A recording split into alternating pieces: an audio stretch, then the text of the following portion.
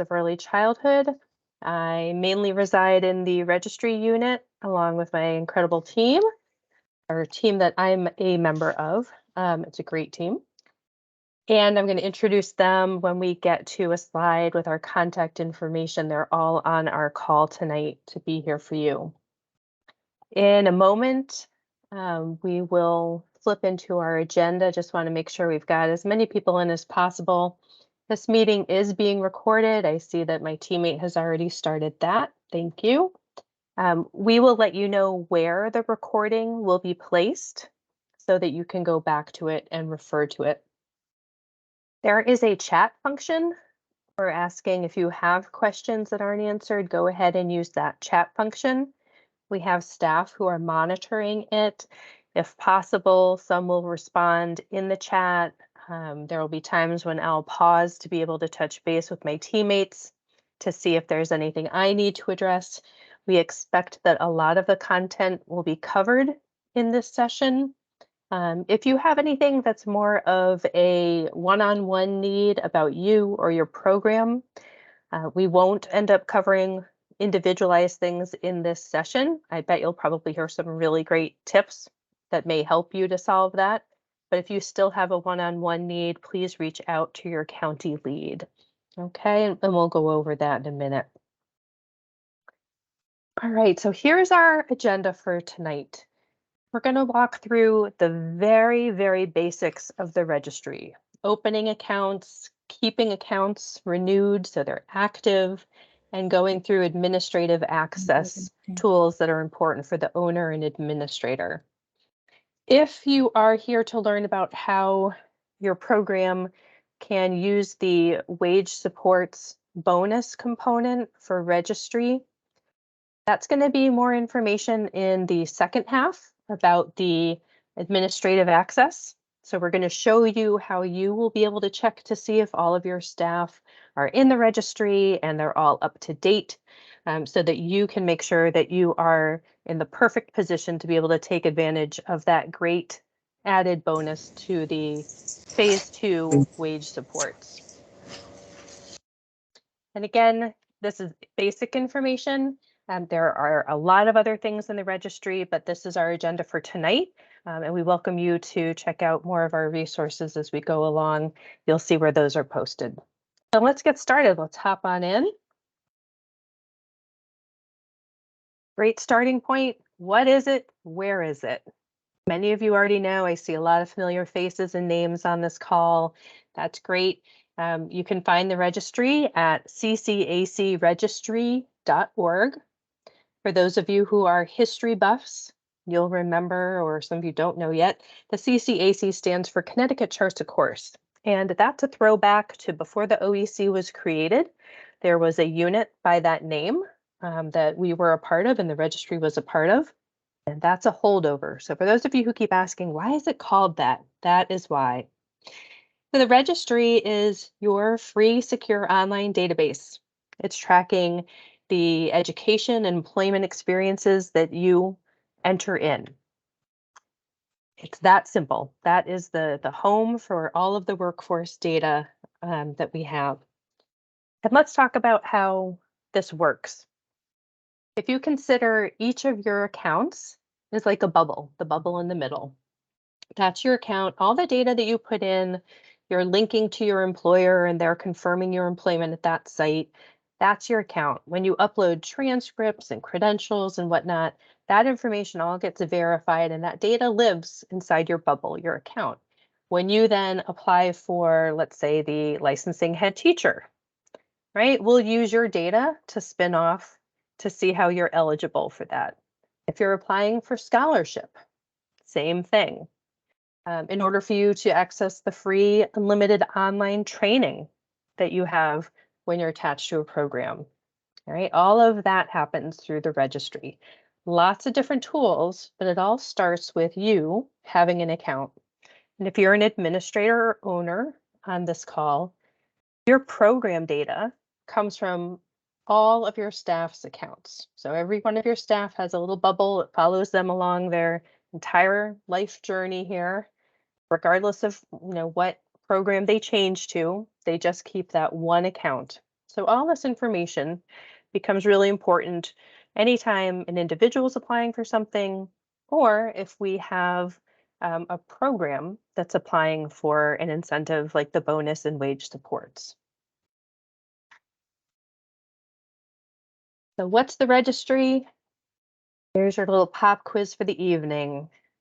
Is it a free workforce database that links my education and work information to tools for me and my program? B, the BCIS, background check information system. C, 211 childcare, or D, ECE reporter for OEC funded programs. It's no secret, right there on the slide, it's A.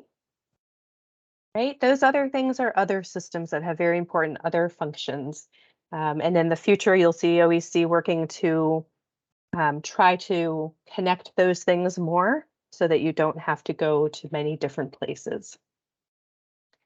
A lot of information is on the OEC website. We know that if you go there and use the search function, you'll be able to find information about each of the.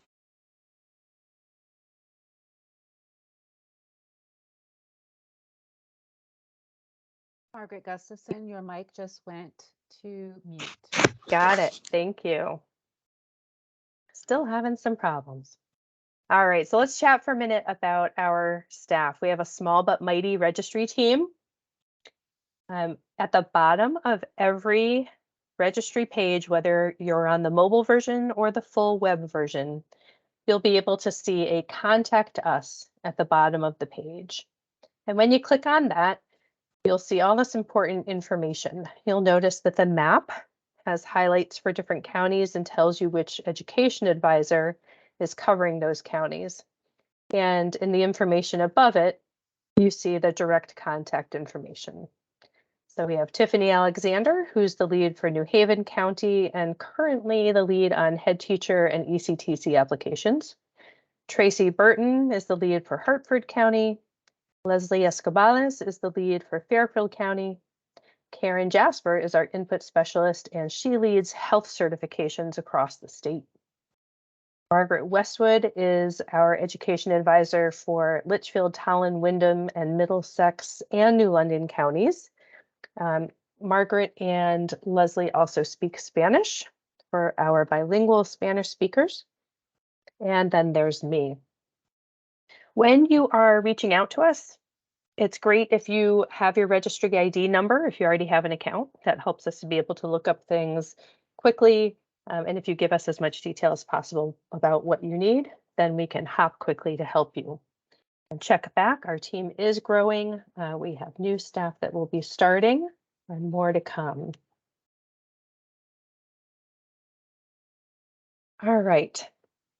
So let's chat for a minute about the first section of the agenda. All right, and for those of us who are just starting, just to make sure you mute your device, and if you can turn off your camera, it will reduce some of the connectivity issues with Teams. The chat function is where you can drop your questions. We have staff that are monitoring that, and they'll be trying to triage some of the questions as we go. So the first section of this webinar focuses on how to make an account. And then the second part of it is for program owners and administrators to see, are all your staff in the registry? Do you have the right tools? Are you well positioned for things like the bonus and the wage supports? So here we go. When you make an account, pretty easy peasy. You're going to enter some basic information, some demographic information, your current employment for the current job in a currently open program. You're going to retrieve a validation email, create a password, and it's made. We're going to walk through all of these in a lot more detail. It'll take us more than 10 minutes to walk through those slides, and it takes you less than 10 minutes to make an account. So keep that in mind as you go along. And if you're an owner and administrator who's helping other people, you can help set them up with some of these useful tips as we go along. But keep that in mind, less than 10 minutes to make an account. Once an account is made, excuse me, you typically only go in when you have to make a change or when we email you that it's coming up on your annual renewal time. Annual renewal, you'll get an email when it's about to need renewing, and then when it expires, if you haven't done it, all you're doing is checking your account information, making sure everything is up to date. So once you do this, you're on your way and you're pretty much just keeping up with things as they change. Let's take a look and see how we can get ready. So the first two things are easy to do if you use Google. If you don't know how to do them by yourself, Google's a wonderful tool, right? Make sure your device is up to date. Go into your settings. If you're using a smartphone, you want to make sure that you have all the latest updates. If you're using a laptop, a desktop, whatever it is, please make sure that your device is up to date, and then clear your cache. Sometimes people call that removing the cookies, those little bits of data that attach to your computer to make things easier for you when you're on a certain web page. But when they accumulate and you go back and that web page has changed, sometimes they don't show you the right current version. So set a calendar reminder on your phone or in your Outlook to go through and clear those out on a monthly basis, or more often if you're having some trouble.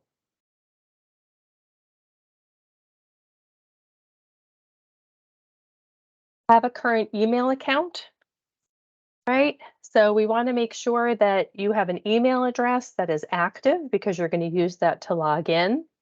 And then you're also going to use it because we're going to communicate with you through that email address. This is pretty straightforward, it seems like, but a little not. If you're employed at a childcare program, know the name of your employer. Everybody knows where they work, but they may not know the license name or the naming convention that we use in the registry. So we have some information here to help you out. License centers and group homes use the name that's on the license, right? So sometimes there might be a name that the program goes by in the neighborhood that is not the license name. Administrators and owners, you can just help your staff by telling them the name when they go to make their account. For family home providers, we use the owner's first name, the owner's last name, family child care home. If you're representing a licensed exempt Board of Education program, we use town, Board of Ed at the school name. And finally, if you are a licensed exempt program accepting Care for Kids, you use the name on file with Care for Kids. If you or your staffer ever had an account, we say, don't make a new one. Your information ends up in too many places. You'll get frustrated because you'll think, I already put things in this registry at some point, right? You want to make sure that you only have one account. Contact the registry staff if you need help there. And finally, pick your device and your version. We have the full web version and we have a mobile version. All right, the full web version we recommend for everyone all the time, all the functions. There are a lot of things that are complex on screens, drop downs, things where you have to check off or input data that can be pretty tricky on a small screen. So your best bet is always on a full web version on a desktop, laptop, tablet, right? Something that has a bigger screen. Administrators of licensed centers and group homes and license exempt programs, your admin access or program tools are always going to be used on the full web version. The mobile version we recommend for folks who are teaching staff and non-administrators, family childcare owners and their staff. Family childcare owners, you're still probably going to want to be on the full web version when you're looking at some of your program tools, but we have made it possible for you to be there. So let's take a little look to see. First, we're going to walk through opening an account on the full web version. Then we're going to walk through opening an account on the mobile version. And then we'll go into the tools for administrators and owners. All right, so obviously you're going to go to ccacregistry.org. That's our spot for the registry. You're going to find the yellow Create New Account button.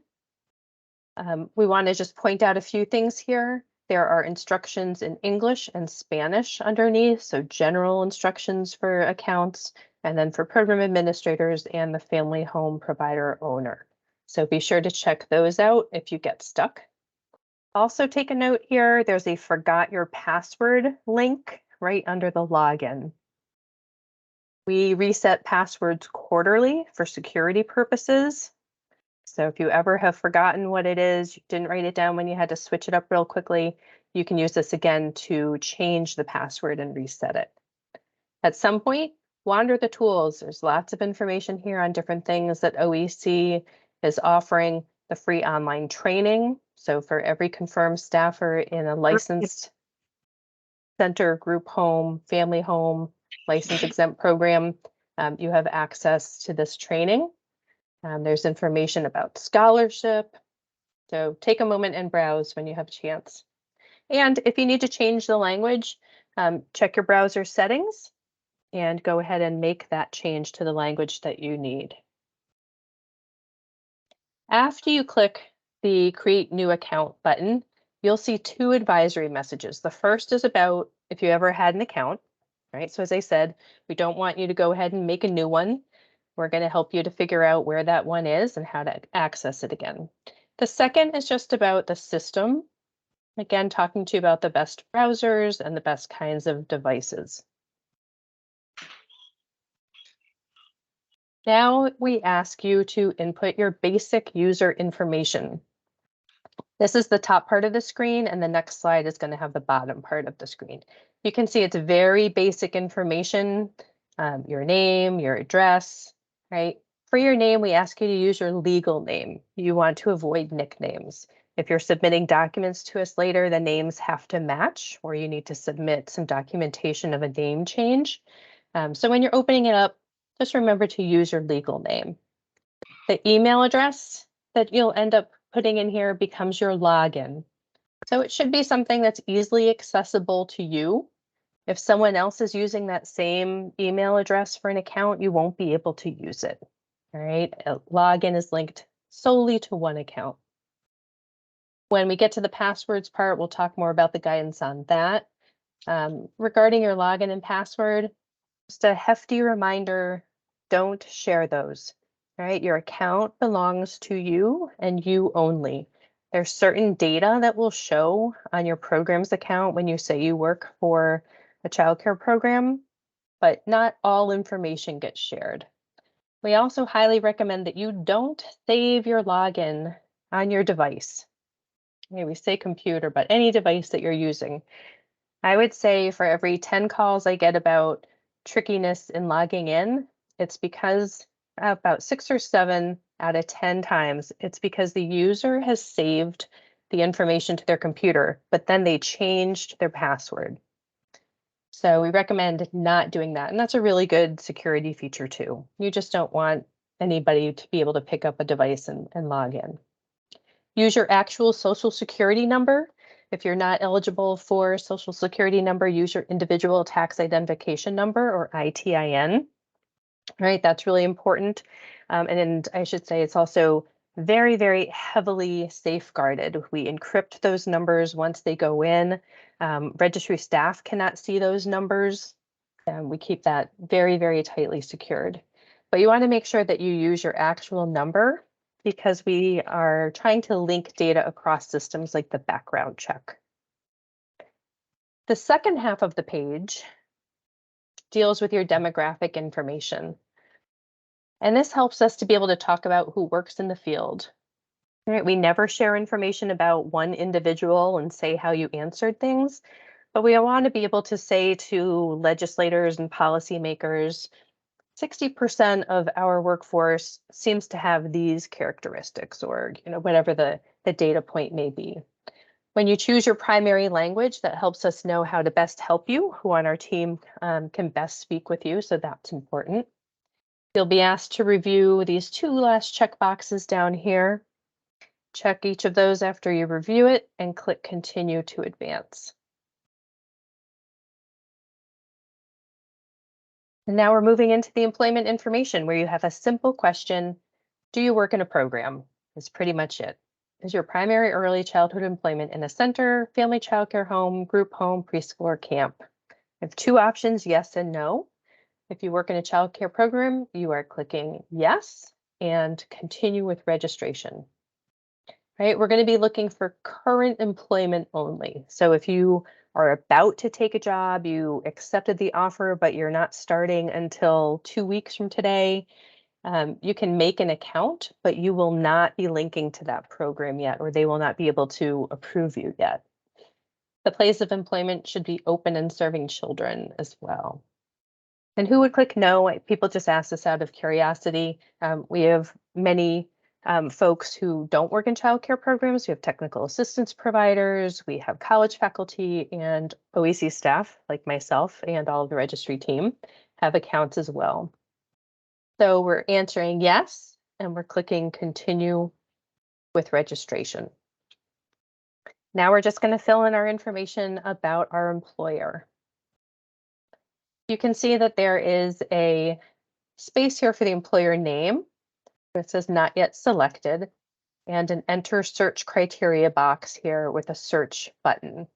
So you're going to input information about the program name. You can write part of the program's name if that's helpful and it's not shared by a lot of programs. Like I wouldn't put children's and click because you'll probably end up with way too many options. But in my example that we'll see on the next page, I work at Test OEC program. So if I put Test OEC even and click search, I'll be able to find some good information. So let's take a look at what that looks like.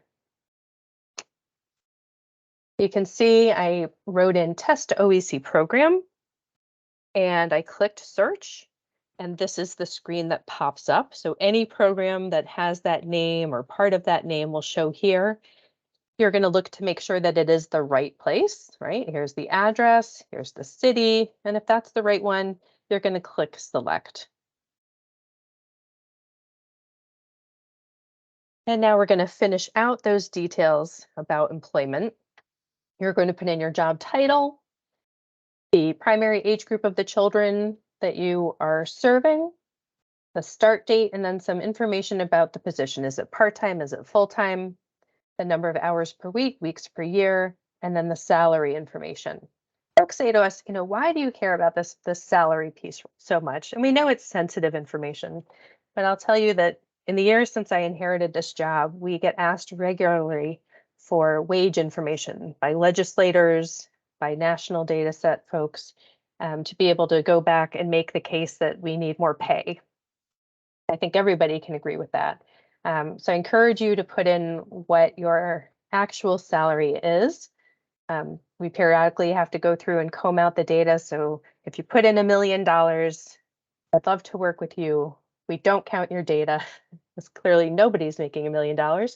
And we take out folks who make less than minimum wage. Read the prompts too, so those will help you. We always try to put in these little prompts along the way about how to search, or here under the salary, it shows you don't have to put in the $ to be able to continue. So reading those prompts is really going to help you to move through very, very quickly.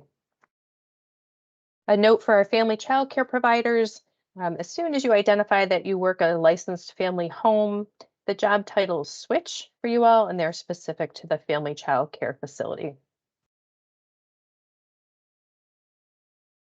And now you're just about done. We just have to validate email and set up a password. So you get this screen that lets you know exactly that. It tells you that within the next 5 to 10 minutes, you're going to get an email at the address that you put in. It'll come from cfmail@ccacregistry.org, and it'll give you instructions about how to validate. If you don't find it, and it usually does arrive, I would say usually within 3 to 5 minutes even. Check your junk or spam folders. You may also have to check your settings to allow email from cfmail@ccacregistry.org. So take a look at those helpful hints there. This is what the email looks like. All right, so again, if you're an administrator and you're helping people, having these screens, and again, we're going to post this. We'll let you know where we're going to post this recording. Super helpful for folks to know what these look like, to know that they're coming. You don't want to click into something that's, a scam. This is absolutely, what you want to be able to see. We note that the link is good for 1 hour, right? That's a security feature. So if something happens and you don't have time within that hour it expires and you get the expiration notice, you can go to forgot your password under the login and generate a new email that way. When you click on the link in the email, it will take you to this screen. It'll give you a space to put in your new password and to re-enter it. There's guidance here on how many characters it has to be and what kind of characters. This is the same screen that you're going to get when you have to change your password quarterly and if you're resetting your password. All right. And one of the tips that we forgot to put on here, but is a really helpful one, don't copy and paste your password when it asks you to re-enter it. What we find often is, you go so quickly and you just don't see it, but you put in the wrong password, you're off by a digit, and you copy and paste it into the re-enter. Well, you just changed your password, but now it's not going to work for you because it's the wrong password. So avoid that. And that's it. The account is completed. You'll see your profile after you do your password.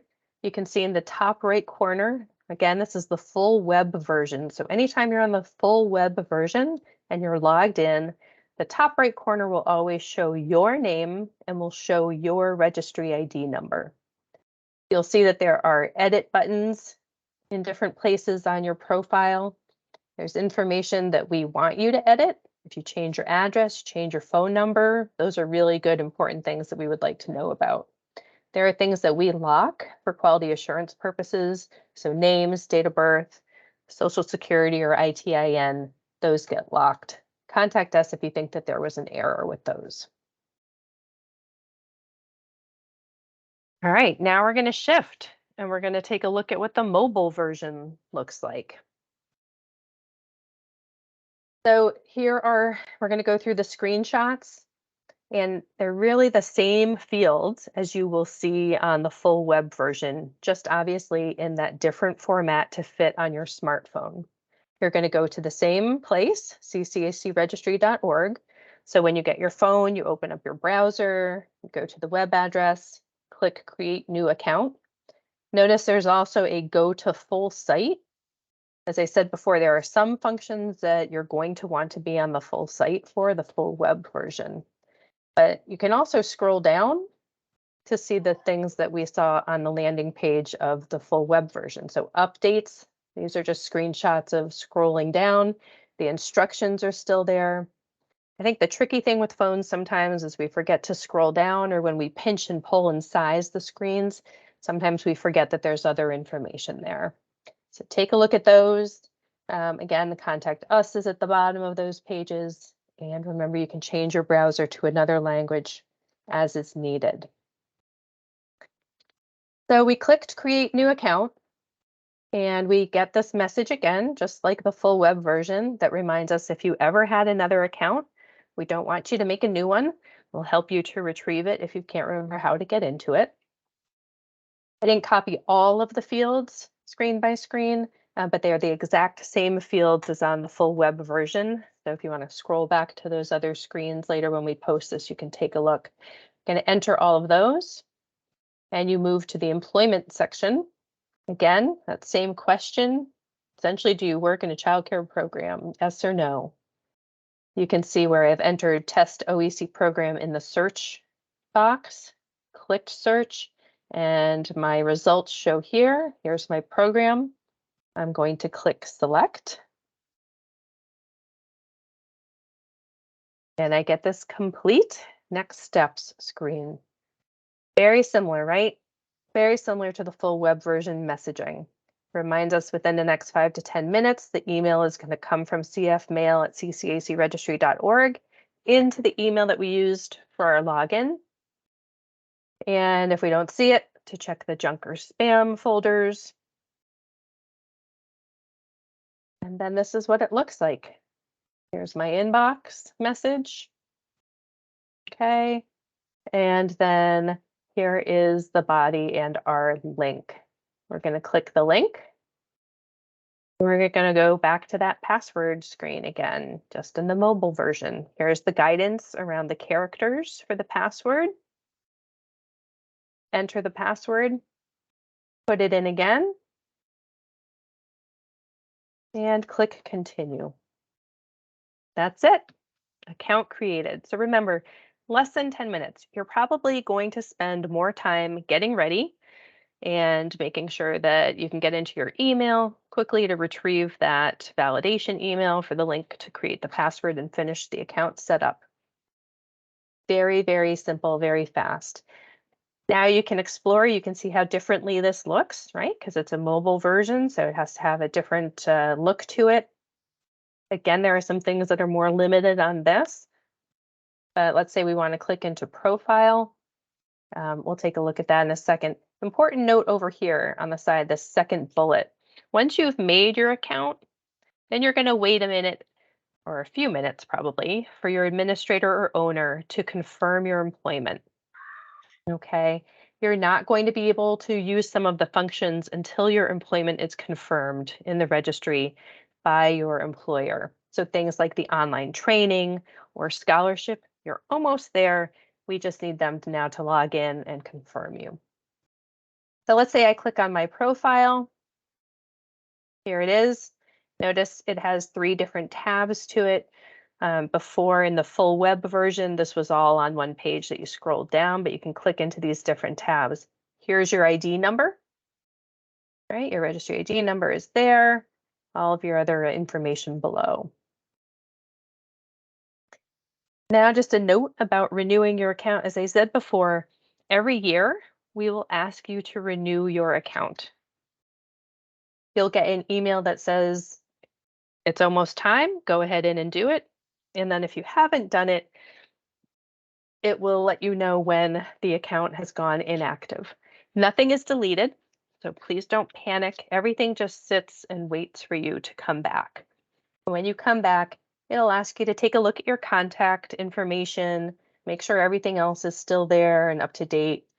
You'll agree to the terms of use, and you'll move on. Easy peasy. All right, so we're about to move into the second part of the session, which is going to really focus on administrators and program owners and making sure that they have access to the program's tools. And we'll talk a brief second about technology support at the very end. If you are only here to learn about how to set up an account, you're all set. You are free to go. So everyone else staying on, we're going to move forward. And again, this section is going to be particularly important if you came on board to hear about how to make sure that your program's information is all set for the Wage Supports Bonus, the Registry Bonus for Wage Supports Phase 2. We're going to talk about how to make sure all your staff are there that you're going to attest to get that bonus payment. All right, let's move forward. So we have a tool called Administrative Access. You'll hear me and other registry staff commonly short it to Admin Access. If you oversee multiple programs, you will apply for Multi-Site Administrative Access, or MSA Access. What is it? It's simply an authorization level that lets that person see program tools. Remember back in the beginning of the webinar, I showed that bubble visual. So all the data from your different staff, that rolls up into data for the program. Why is it needed? So the biggest need, obviously, is confirming who works at your program. And doing that is a requirement for different things, for scholarship, for the online training access, for incentives, right? And as you're attesting for your wage support bonus payment, you're saying that everybody is there and accounted for, all of the relevant staff, which will be your teaching staff and your administrative staff. Otherwise, data can be outdated. Why is that a bad thing? Because sometimes you have people who are saying they work for your program and they're making your program look like it's not compliant with different requirements for OEC. right? Or sometimes that person might be using OEC scholarship to get a degree and they no longer work in the field because they haven't been dropped from your program. And those resources could be used by someone who's still in the field working at a program. So we want to make sure that we keep all of that up to date. How do you get it? Two different pathways depending on your setting, all right? Licensed and license exempt centers and group homes. You're going to follow steps outlined in the instructions for program administrators. That's underneath the login section. See in a screenshot right here, English and Spanish. All right, we're going to walk through what this looks like in a little bit of detail. Family owners, you're actually going to skip the first step of this. You don't need to do a verification form as long as your name matches the name on the license. And we'll show you a little bit more about that in a second. The best way to view your tools for admin access is using that full web version. Again, try to remember, you get eye strain, your fingers are trying to type on little screens. Help yourself, help your sanity whenever possible. If you're using admin tools and you're a family owner, go to a big screen. Centers and group homes, you guys won't have the ability to use the mobile version. You can open the full web version on your smartphone, but it's going to be tiny. Sometimes people ask us, how many people can have administrative access at my program? It's really up to the program. So we caution everybody because folks with admin access will see wage data. You'll also see documents for your different staff. So if you're thinking of sharing this responsibility with someone, you need to really have that conversation with yourself or your board or anybody else to say, is it okay for them to see everything that's in there? It makes sense from an emergency planning or succession planning standpoint for folks in centers and group homes. But for family childcare owners, we typically find that only the owner has access. All right, let's move on. So step one for center, group home, and school program administrators, so not family childcare, is this verification form. This is the top part of it. There is a signature portion on the bottom too, but in an effort to make sure you can see everything, shortened this up. So this is a legal document. We're making sure that the right people have the right access. Demasiada vaina que llenar y demasiada hoja. So we want to make sure that the right people have the right access, and we start with this form. Verdura. I'm sorry, I can hear a lot of background noise. If we could have everybody remember to mute, that would be super helpful. Paola. No, yo la acomodo ahora. All right. Our tips on here are straightforward. Please read the instructions. We try to use as few words as possible because we know everybody has a lot going on and we just want the basics in here that you're going to need to get it done right. When this is filled out correctly, you move through very, very quickly. The places where people get stuck are when they don't fill in fields, they leave things blank, they don't sign things, or the signature. I know it's been interesting since COVID. We have a lot of different ways of people signing things. You can use an actual signature, a PDF writer, or DocuSign. But cutting and pasting a signature is not allowable because that's the kind of thing that people use with fraud. And then we're not sure if the person really did sign this or not. Once you have received the email that this form was verified, you're going to log in and apply. So here's a look at my inbox as I was testing out all this for screenshots. You could see when I submitted the document, this is the document email telling me that my access form was verified. All right, so that's my signal to then go ahead and apply. I log in. I click request admin access. And this is the part where family providers, you're going to pick up immediately. You won't have done that verification form. You're going right to log in and request admin access as long as your name matches the one that is on the license. You're identifying that you want access to your program. If you oversee multiple programs, you would click the second box, and the verification form has information about what to provide us with if you have oversight of multiple programs. If you follow the prompts, the system asks you to make sure that you are understanding what you're applying for and that this is only for you. So the same as your regular account is only for you, and we ask you not to share your login. This account, only for you.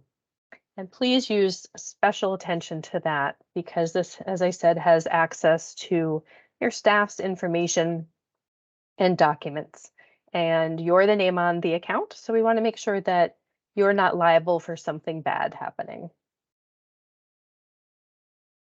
You click, you agree, you submit, you get a thank you screen. And when the request has been reviewed, you get another email that tells you that it has been approved. Then you can log in and you can use the instructions to move forward. We tell you to make sure you plan ahead. The reality is that our 10 business day policy for processing is when volume is very high, things are tsunami coming in at us.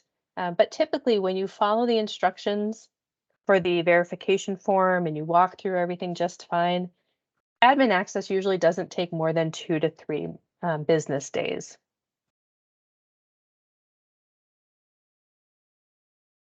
All right, so let's take a look to see what these tools look like. Your left menu is going to have a new tab called Program Administration. And when you click on it, you will see a set of tools, right? An administration set and program reports. These are specific to the program that's listed at the top. So if you have oversight of multiple programs, you're going to see a set for each of your different programs. We say the first time in and probably annually, go to Edit Program Details, take a look, make sure everything's good in there. Your second stop and the stop that you're going to make on a monthly basis is your staff confirmation page. And remember that at any time you can go back to those instructions for family care owners and program administrators located under the login on the landing page. So let's take a look at what happens when we go to the staff confirmation page. When I click that, I see a lot of words and a pink section and a blue section. We've gotten a lot of really positive feedback about the wording up here. We typically don't like to have a lot of words, but when we've talked to directors and owners, we've actually been surprised. You all have said, please don't get rid of it because when I forget, it's easier for me to go here to remember all of this than to go to the instructions and have to look it up from the main instructions page. So this walks you through a few key pieces of what you're going to see. Anyone who says that they work for your program is first going to show up in the pink section, right? Unconfirmed. And that's always interesting because I talk to, and especially with family providers, they'll say, well, no one else works here. It's just me. And I look and I say, well, there are 3, 4, 5 other people who say they work at your program. And again, having those other people tagged to your program can cause problems with compliance. And you want to just make sure everything is accurate, right? So you're going to say, no, these people don't work here. And we're going to walk you through that in a second. You're going to verify anybody who does work here. You're going to remove people who no longer work at your program.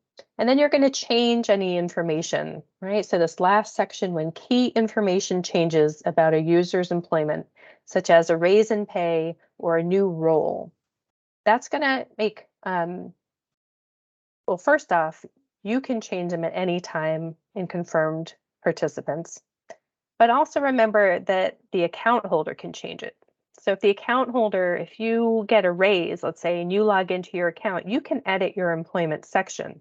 That will trigger someone to move from potentially previously confirmed back to unconfirmed because they changed a key data field. And we're going to say to you, please just go back in and make sure that this is right. Big star next to this little piece at the bottom, the last updated date. So this tells you the last time that you went in and verified all of the information. Super important because for certain things, we're looking to make sure that it's been updated within 60 days. OEC funded programs have to update it on a monthly basis, again, to make sure that the data is accurate. So let's look at this. I clicked into confirmed participants, and I'm going to talk about all these inactive people in a little bit. But let's take a look. When I click on an individual's name, the box opens to show me their information. This first section you'll recognize as everything that was put in when the account was made, right? The second part we ask you to take a look at, are they currently going to college for an early childhood degree? Yes or no, the projected graduation year, and what college? There's a drop down here. If everything is good, you can see confirm yes, and you click submit. If there are changes and you go through and you're looking at everybody, we ask you to make one set of changes at a time so that the system can grab all of that, save it, and then you can move on to someone else.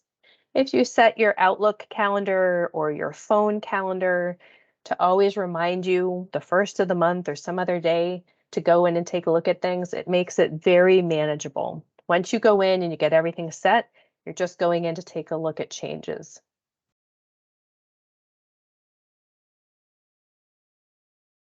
So here's an example where we're changing some information.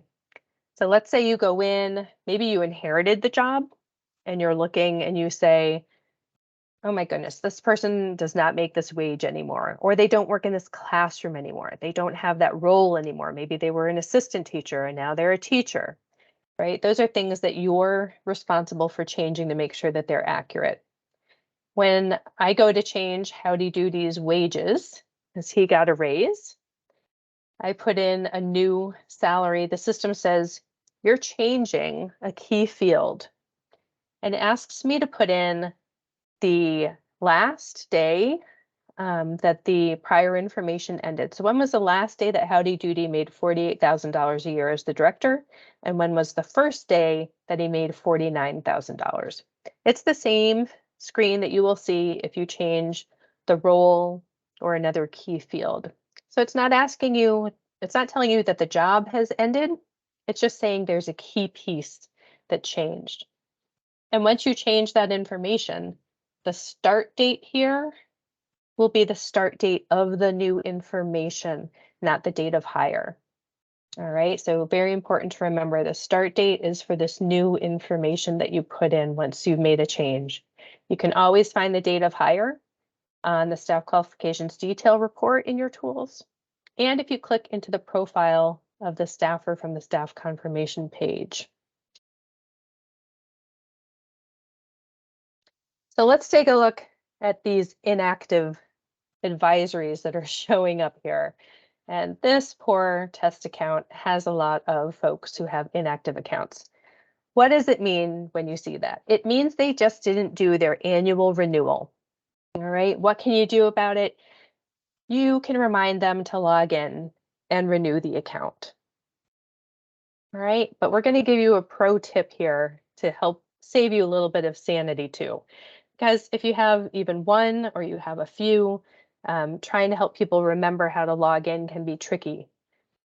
Here's your pro tip. When you're on the staff confirmation page, for every staffer that you have, there's a view profile button.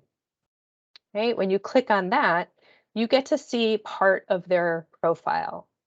Notice the edit buttons are not there when we walk through making an account, right? So only the account holder can change the account. But if you're the administrator or the program owner, you can go back and you can say to your staffer, okay, Buffalo Bob, the email address you used for login is bobonahorse@aol.com.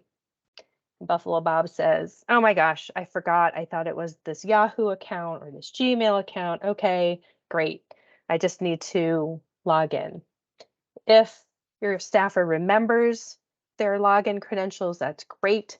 If they don't have access to this email address anymore and they don't remember their password, they need to reach out to their county lead and we will help them reset the email address.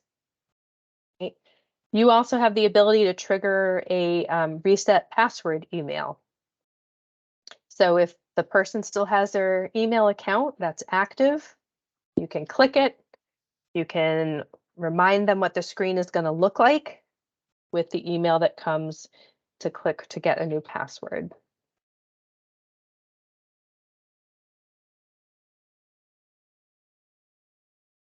All right, let's chat for a second about the last update date on the staff confirmation page. Remember me saying this is really important.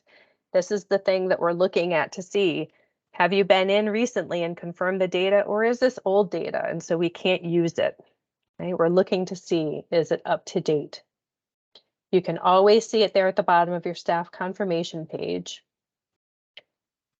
If you go in, we find that most programs say there's something on a monthly basis if you have many employees. For family care homes, maybe not so much, right? Things may be more stable because it's just you, the owner, or you and an OEC approved family care assistant. But oftentimes we find people are going in to update wages. If you look at this particular screen, you'll see this person is making below minimum wage. Definitely a problem here. That would need to change. But let's say there are no changes and you want to say, yes, I'm doing my job. I've been updating everything. If you go into any detail, any staffer's detail, so click on one staffer and you change confirm from yes to no back to yes and click submit, it will update your last update date. All right. So know that, when we go in and we take a look at things and we audit, we ask you to make sure that you're being honest. That's the thing that you're attesting to when you get admin access. Don't just go in and change it to make sure you get that last update date. If you have bad data, it's going to come back around to bite you. So take some time, make sure everything is up to date, get that done. All right, what about people who don't work at the program? You log in, either you inherited the program, you've been there forever, you're the family childcare owner, you log in and you say, who is this person who's showing up here? They don't work here, right? We just need you to end their employment at your program. You're going to put in an end date.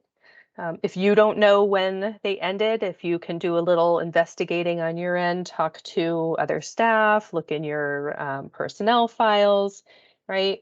The best of your ability, put in an end date for that person.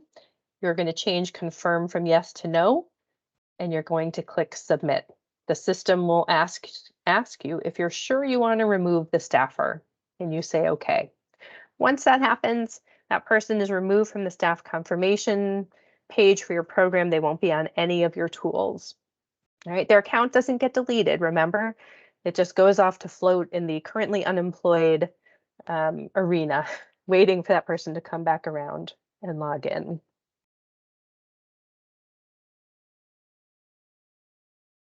All right, so quick recap.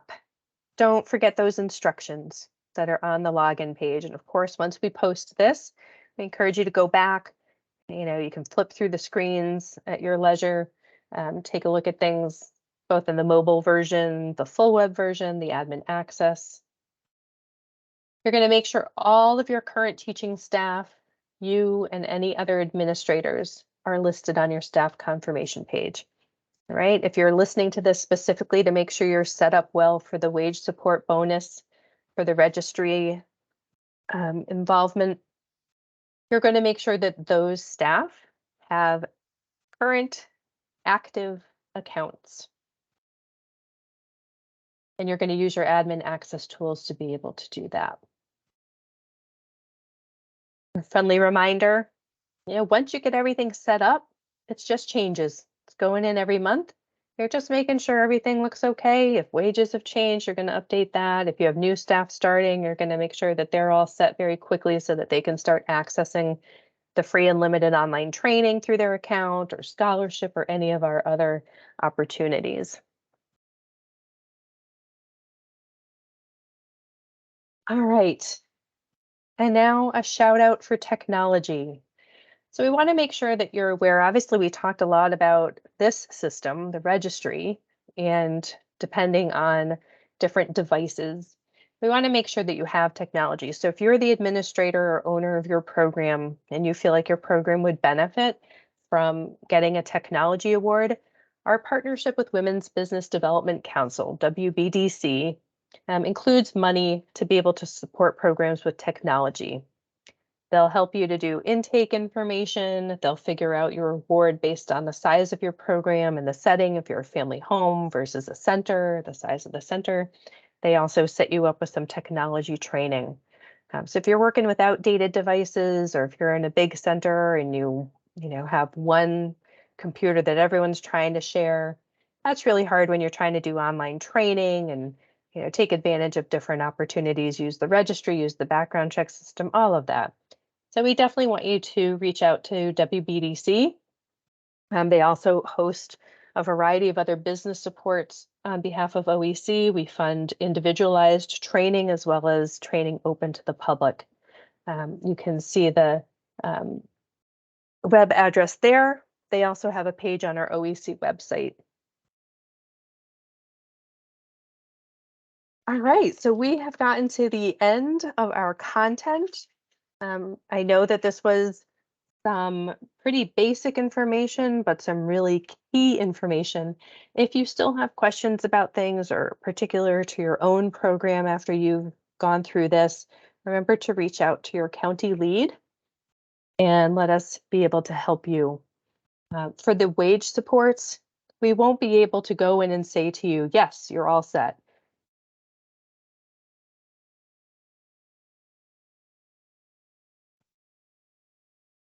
Sorry, I realized it muted again. So I'm not sure where I dropped off, but I'm just going to rewind and say a couple things. For wage supports, we're not able to tell you if you're all set or how much money you're going to qualify for.